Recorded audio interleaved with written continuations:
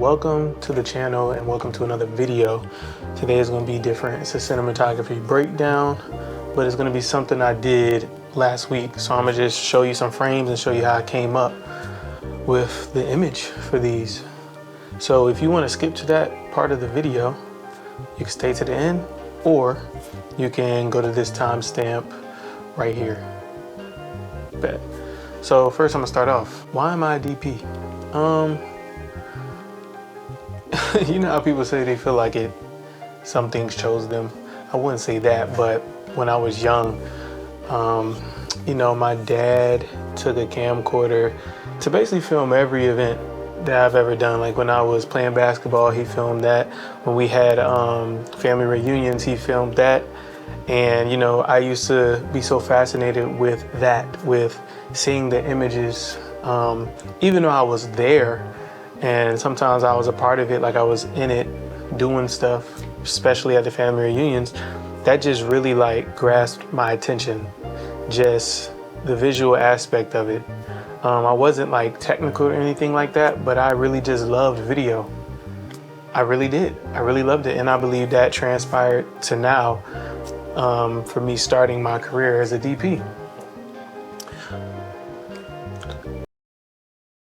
I'm gonna tell you my goal. And my goal as a DP is to be full-time.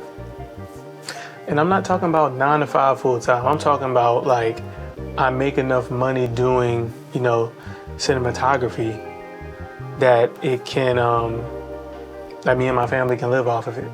So I'm making a living as a cinematographer. It's my, you know, main source of income, or it's the main thing I do. It's my work, because I feel like it is a part of my assignment on this earth.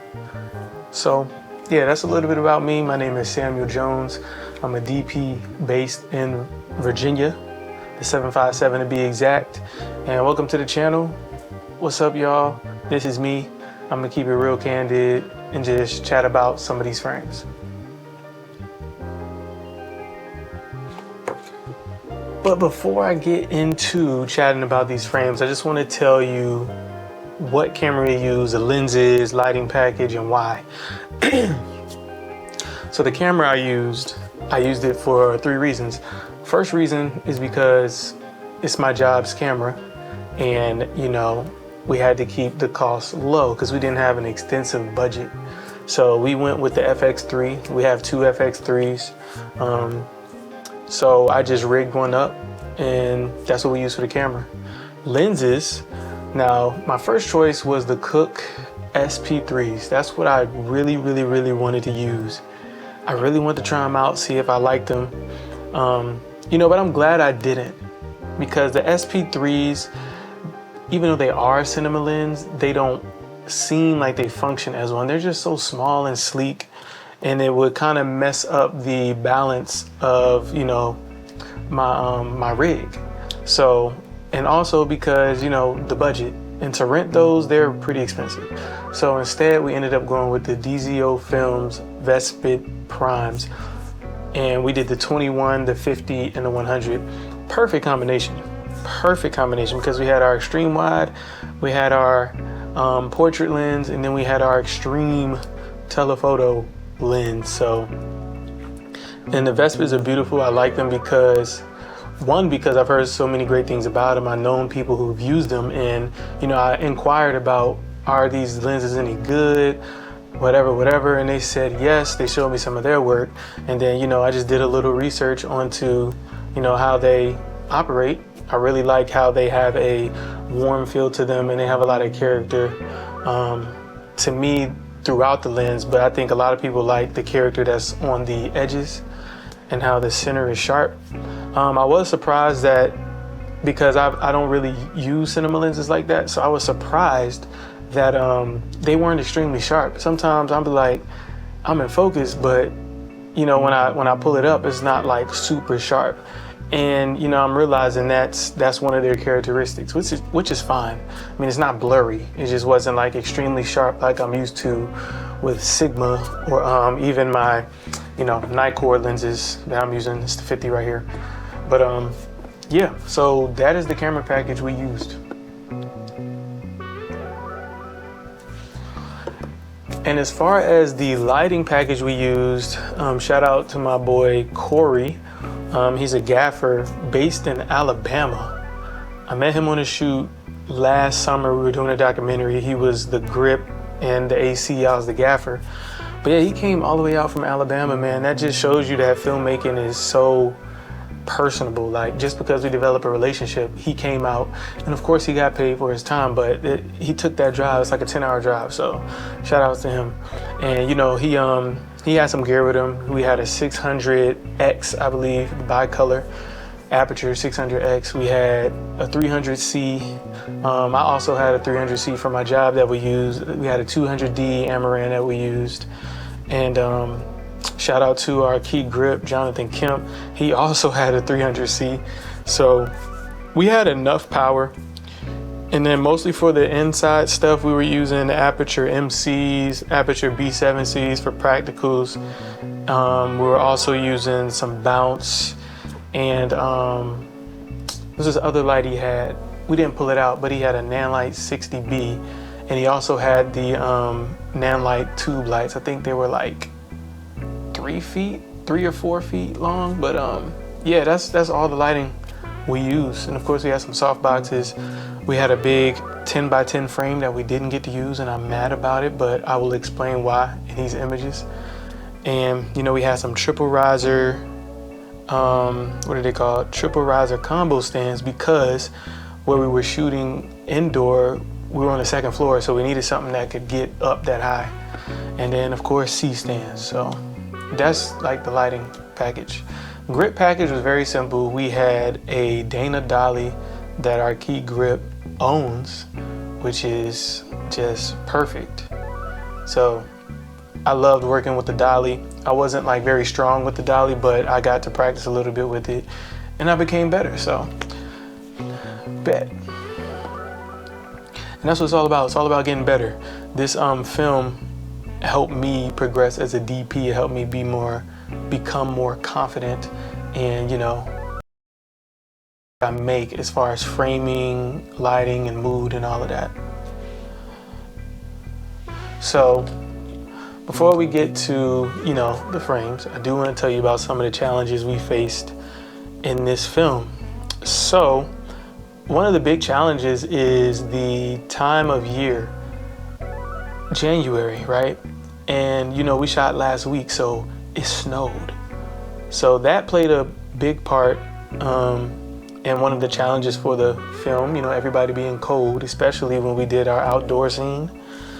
So that was that challenge. Another challenge that I think we had was one of the locations. It was a restaurant. And the biggest concern we had was if they were really gonna let us shoot, because, you know, they would say, yeah. But this is why it's good to double check, triple check, druple check. Our production designer / location scout, shout out Raven Skies, she continued to, you know, talk to him, message him, text him, be like, still good. And then I even went up there just to confirm we're good, shook his hand, look him in the eye, like, make sure we're good. And then on the day of, the spot that we were supposed to use was just totally compromised. And basically what we had to do, which we planned to do anyway, was make sure we got a table and ordered food, which was always my like plan to do, because we needed food for the scene anyway. So so once I told him, because he said, I'll give y'all that little corner over there, and that was gonna mess up our whole plan as far as like creating depth and like sticking to the mood board, because it was a certain mood we were going for. We had some shots from Shot Deck of Euphoria, of a diner scene that we were trying to get, and we knew if he put us in that little corner, it would have messed everything up. So, you know, I was just like, well, filmmaking is problem solving, so let me really listen to what this guy's saying. He basically was saying, you know, we're really busy, so we might not be able to get you a table. So they were letting us do this for free. They were going to give us a table, but because they were so busy, and this was prime time for them, they didn't want to give us a table. So I was like, oh, well, if that's the case, we're going to eat. Like, we're going to order food. And yeah, we ended up getting 2 tables because everybody ordered food. And shout out to our executive producer who literally paid for all of our food. So that was a blessing. We got to do it. That was a big challenge. but we got through it. Another challenge was when we were at the Airbnb, the original room we wanted to shoot in, it had the colored wall that we wanted. It had an accent wall that was green, and that was kind of perfect because talking to the director about story and about mood, she liked what green represented and how it being in his room tied in with the story. So, but when we got there, the room was like this small. I mean, the pictures didn't do it any justice. It was very, very small. Like we couldn't really even fit in there. But it was perfect because it had the green wall and it was on the first floor. So we didn't really have to pull out big lights, not big lights, but big stands in order to accomplish some of the looks. So we had to move upstairs to this room, and it had a black wall, which, you know, ended up being okay because, you know, some of the things the character was going through in the story. But those are some of the challenges. Thank God we got through them. Nothing was going to stop this film because we were just, you know, we were dedicated to doing it. And, you know, it snowed on the night after our first day. So that night, and I'm driving home, it's like pouring down snow. I don't even know if people say pouring down snow, but it was coming down. And I'm just like, yo, this is what it's about. Like, if you really have a vision and you want to see it through, sometimes you're going to have to go through some uncomfortable things, and driving in the snow was very uncomfortable. So yeah, that's my little TED talk. We are now going to get into these frames, but before we do that, no, I'm kidding. We're getting into the frames. Let's go. All right, so I have this first frame pulled up. Got my little pen. Boom. Okay, so this frame right here, it had to be done quickly because we were pressed for time. We had to get to the last scene, which was going to take long because we had to set up the dolly. So for this one, what did we do? So outside back here, the light that's coming in through here, we got a 300C, and I didn't need a lot of power because it was nighttime. So 300C, I think we had this set to like 7,000 or 5,600, between there, and we got that coming through.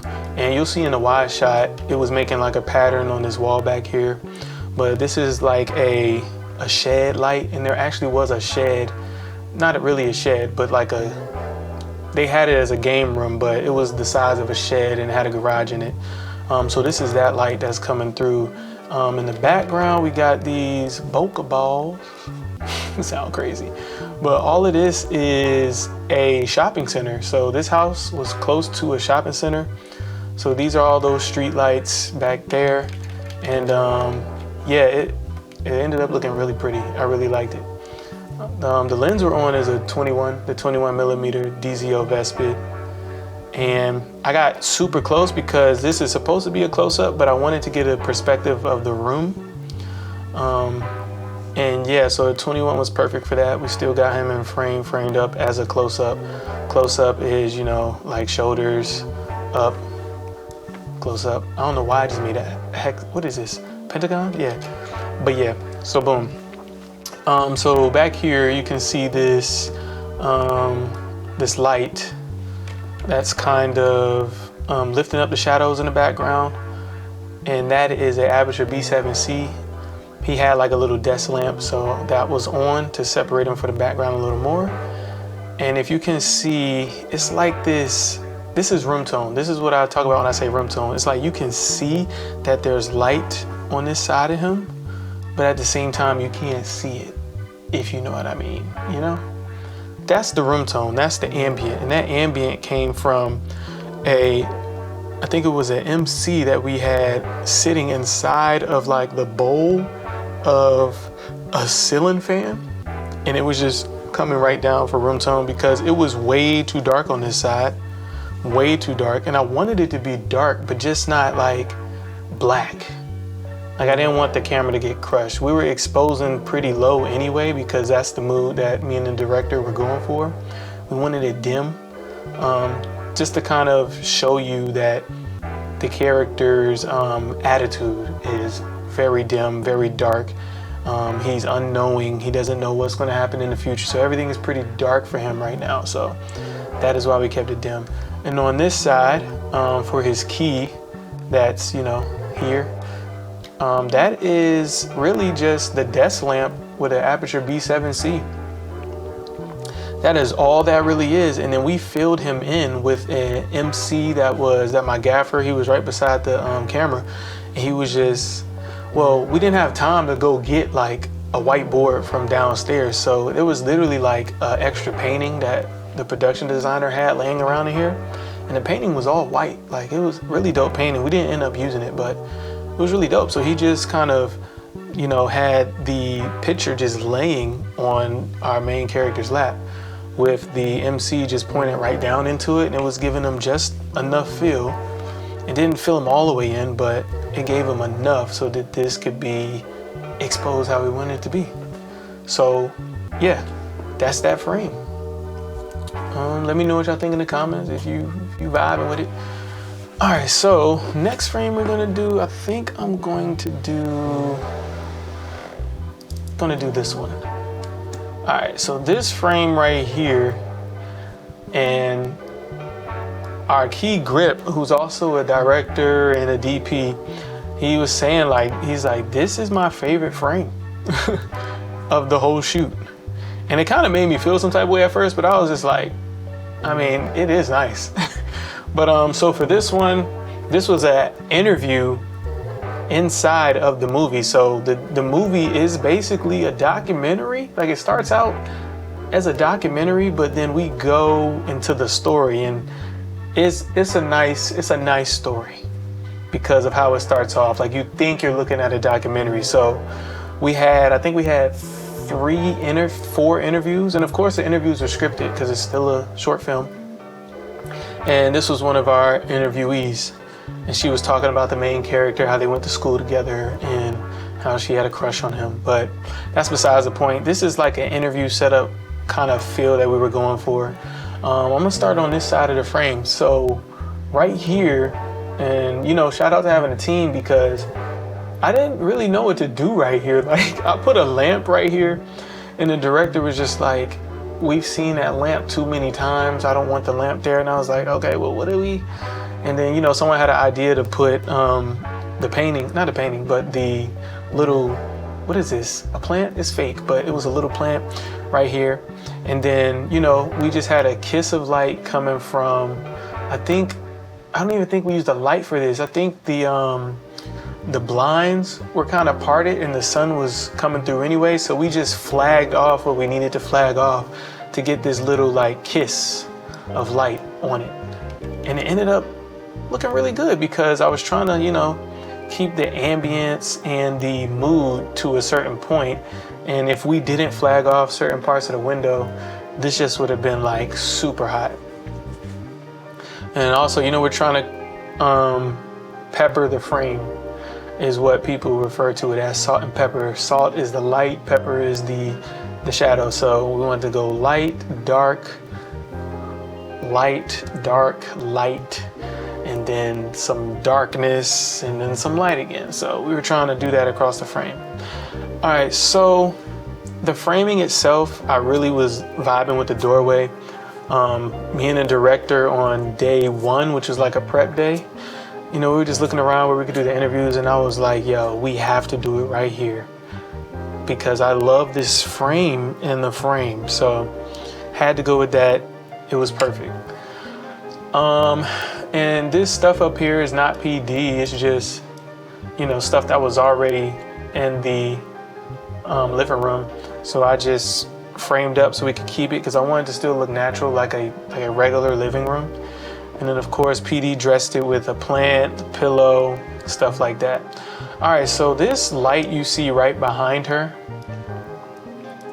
all this light back here, this is a 300C with really nothing on it.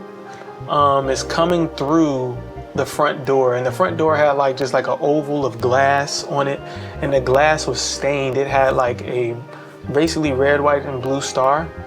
And yeah, I just liked the color it casted on the background. Like, it really separated her from the background, and she's already dark here, so it just made sense to put a decent amount of light behind her, and it gave it just that pop of contrast that I was looking for this interview. All right, so for her key light, we have a f22C. I forgot about that light. A f22C with a grid on it, and it's just off camera a little, well, off of this wall just a little bit. We moved it until, we couldn't see it anymore, but that's her key light. And because the grid is on it, it's not wrapping around into the shadows, and that's the look we were going for. And yeah, that's really it with that frame. I'm gonna move on to the next one. Okay, so we're gonna go with this one. This is one of my favorites because of problem solving. So this is the reverse shot of basically a shot I'm gonna show y'all later. As a matter of fact, I'm gonna pull it up right now. It's the reverse shot of this. So this is the first shot we did, and then this is the reverse shot. So as you can see in this one, of course we have a key light off to the left somewhere. But when we go to this one, we couldn't fit that same key light over here. So when we when we went to this reverse shot and I saw the image, I was like, this looks terrible. This looks trash. And we couldn't even, like I said, we couldn't fit our key light, which was the f22C, on a C-stand. We couldn't fit it in this corner over here. All we had was this B7C behind him that was lighting her, and it looked pretty bad because she was so far away from it. So my gaffer had a great idea. He was like, how about I put something over here? At first he said he wanted to put the 60B here, but I'm like, I feel like that's gonna take too long. I'm trying to stay on time. And of course our AD was trying to keep us on time because we were trying to get to the last shot of the day, which was a dolly shot. And setting up a dolly can be tedious. So I asked him if he had anything else. I'm like, you gotta have something else like quick. So that's when he grabbed the Nan light, the tube, and he just stood off frame and no, actually he didn't Hollywood it. He bounced it off the wall, like he turned it towards the wall and bounced it off the wall. And it gave her this edge, but also like a far side key at the same time. So it kind of even wrapped around just a little bit. And that's what I was looking for because this wasn't there. This value over here was the same as this, and it looked like crazy flat. And I was like, this looked bad. So I was like, we got to do something. And of course it added an extra eye light in there, which at first I was like kind of skeptical about this eye light, but I was like, it's cool. Like, it's not a make or break. It's not making or breaking the image, so I decided to keep it. But I just love the contrast here. I don't really know the contrast ratio, but if I just had to guess, this is like 2.5 to 1 or 3 to 1, something like that. So it looks real good, high contrast. It was a serious moment, so it was perfect. This eye light that you see in her eyes, this is the B7C aperture light bulb. So that was already perfect. I was loving the eye light. And then we have a little room tone over here because, if we didn't, this would fall completely into shadow. Her hair would be extremely, extremely, extremely, extremely dark. So we kept that MC that was in the bowl of the ceiling fan. And yeah, it added a little just ambient lift. And then out here we have a MC that is basically, the MCs are magnetic, so we like put it up on, I forgot what the thing was that was in the ceiling out here. Yeah, but we did that, and it kind of gave us a little more contrast. Her being, having a warm key and the warm backlight out there. So that's that frame. If you have any questions about that, I'll be glad to answer them. This one probably took me the longest on set to come up with a for sure choice on what to do and where to place the light. But I'm grateful because I grew as a DP just trying to light this. It could always be better. Y'all can critique it. Actually, go ahead and critique that jank in the comments. Tell me how I could have made it better. All right, we're gonna move on to the first shot. The one we just saw was the reverse. So this is the first one. PD is just fire. Man, if PD wasn't there, then we don't get this. Oops, hold on. We don't get all of this stuff if PD wasn't there. Like, this is perfect.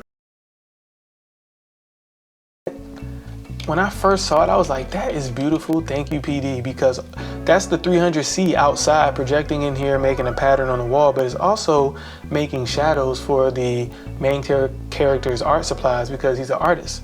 So I just loved that. I was like, this is fire. This is it. This is the frame. So we got the F22C out in the hallway acting as the hallway, you know, light. Every hallway has a light at the top, so we wanted to motivate that, and that's what's keying him. We struggled to get it soft. Like, we finally got here, but at first, nah. At first, what we did, we had it on a grid. We just never took it off. I think the grid was already on it when he took it out. Might have been. Anyway, we had a grid on that first, way too harsh, way too directional, not soft enough. So, and it was in the room, so I was like, okay, maybe we need to back it up. So we backed it out into the hallway. The hallway's over here. Hallway's over there. And we just put it in the hallway, still shined it in. It was still not soft enough. And I was just like, what the heck? So I was like, let's turn it around. So we turned it around and just bounced it off of like the walls that was in the hallway. And it created like a huge softbox. I was like, that is perfect. And it's just this ambient light coming in and just, I think, hitting him perfectly. And yeah, that's how we had the key light. In the background, we have the Aperture B7C bulbs. They stayed on in this thing. And then above, we still have that Aperture MC providing some type of ambient. Oh, and also, because you see how he's kind of lit up back here, like the gray is not super dark. The gray is not super dark. We also had a nanlight tube in the background, just like pointed up to the ceiling, like in the back of the room, adding more, you know, room tone and ambience. And the room tone is motivated by this this 300C that's coming in and acting as like a outside light. So it's perfect. This is one of my favorite looking frames. All right, we're gonna move on to, okay, so it's a little story time. We're gonna move on to this one. This one ended up looking nice, but I beat myself up about this because I didn't really have another plan to make it look how I wanted it to look. It may look nice, but I was going for, so let me tell you the story. I woke up that morning, the sun was out. I'm like, oh, bet. You know, we're gonna build this 10 by 10 frame. It's gonna be beautiful. The sun is gonna diffuse both of them. It's gonna be perfect because the sun was coming from up here. Boom. So we wanted to just diffuse it with a big old 10 by 10 frame. Build it out and everything. It's like as soon as they built it, the sun was gone for good. Just gone.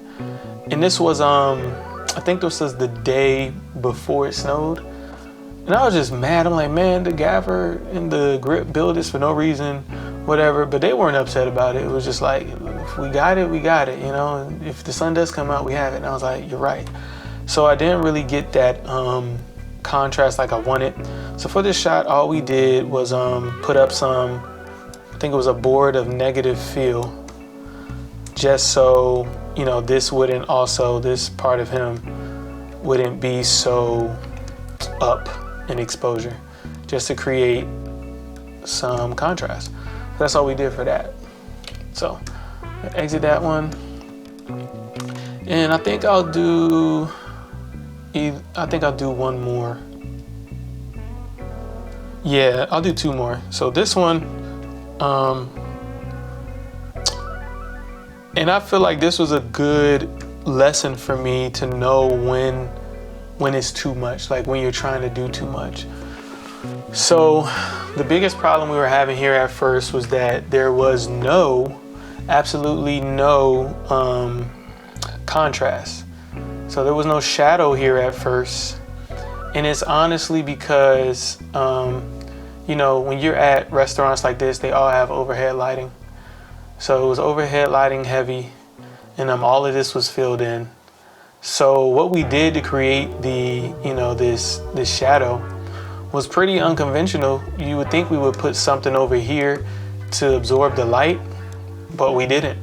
We just covered the light. So we put the light up here. I mean, we put the negative, not the negative field, but the flag up here to cover a light that was filling him in on this side. But we did not have another like flag to cover a light that was like up here somewhere. And it was doing this. Like, I know y'all see this shadow right there. I can zoom in. Like, I hated this shadow right here. And you know, the gaffer and the grip was like, well, what you want us to do? What you want us to do? And they kept asking. I'm like, man, I don't even know. Cause I really didn't at the moment. I didn't know what to do. So I was just like, you know what, just leave it. That's natural. Like, I feel like we'd be doing too much if we didn't let that stay, because everyone knows that restaurants have overhead lighting. Even if you look up here, you can see all of the overhead lights, and lights create shadows. So I was like, you know what, we'll just keep it. So boom, we kept it, and we just filled him in. We got this key, well, I'll talk about the key first. We have like a MC just sitting on top of this, whatever this is. I think it was the stuff that was holding the condiments. We put it on top of a paper towel just to get him this eye light. Let me see. Yeah, just to get him this eye light, and also to fill his face in more because it was pretty dark. And also we magnetized, wow. We put the Aperture MC on this rail right here, just a little off frame, to give him, you know, this kiss of edge light, you know, behind his ear, on his shoulder. And it was perfect. And I was like, that's it. The frame already looks good. Boom. But when I got in the car, I was like, yo, I know how we could have did it more effectively.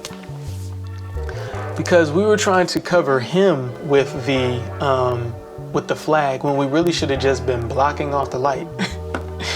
And you know, we were covering him, and sometimes it would create a big like shadow. And if he moved, you would see the shadow changing. So next time, what needs to happen is either bring a big frame of like a big frame flag, whatever, and put it over top of him, or just use those little flags and hoist the C-stand up, which is what we should have did. Hoist it up until it's just covering the light itself, and then you can totally control, and then you don't have this shadow. So if I was to do this next time, I would do that.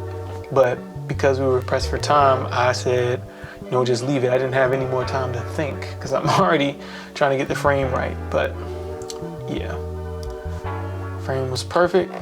There is another frame I wanted to pull up, but I don't have it. So I'm gonna pull this frame up. Now this frame I was really kind of indifferent about. I'm like, because I didn't know how to make it better, to be honest with you. Sometimes as a DP, it may look good to everyone, but you know, does it look good to you? And to me, it was missing something. I couldn't figure it out. So sometimes I feel like if you don't have a bunch of time, and it looks good enough, just go with it. And that's what I did. So for this, we have a combination of the sun out here, which was kind of tucked away at first, but it came out, and also a 600X. 600X is hoisted up, and it is I think it was at 5600. Excuse me. Just giving him a nice backlight. Over here, dang, let me pull out the pen. Over here we got a 200D. Finally brought out the 200D. Got a 200D is in the bathroom, just shining out, acting as like, because knowing that this bathroom had one of those windows that you can't really see out of, you know, when the sun comes through that, it like really projects it. It's basically like a Fresnel head. Like that's what type of window it is. The glass is thick, So when it comes through, it kind of like projects it and changes the intensity of it. So I wanted to basically, I wanted to motivate that so we can see how that would look. We got this hard shadow right here because that's what it would do. It would literally do that. And when we went in there, we saw that. And then on over here, I have a flag. I think it was a bigger flag that the gaffer had, and it's just covering the it's covering this white door, because the combination of the sun and also the 600D coming in here, it was bouncing off this door, which had like a glossy finish. So it was just bringing back in more fill, and that's not what we wanted. So we just covered that door. And sometimes you don't have to put the negative fill really close to the person. You could really just put it on the thing that the sun or the light would bounce off of, and that's what we did. So that's all the frames I'm gonna go through today. I appreciate y'all for tuning in with me. If you have any questions, go ahead, put them in the comment section. A link to my work will be in the description. And yeah, y'all have a good one and keep creating.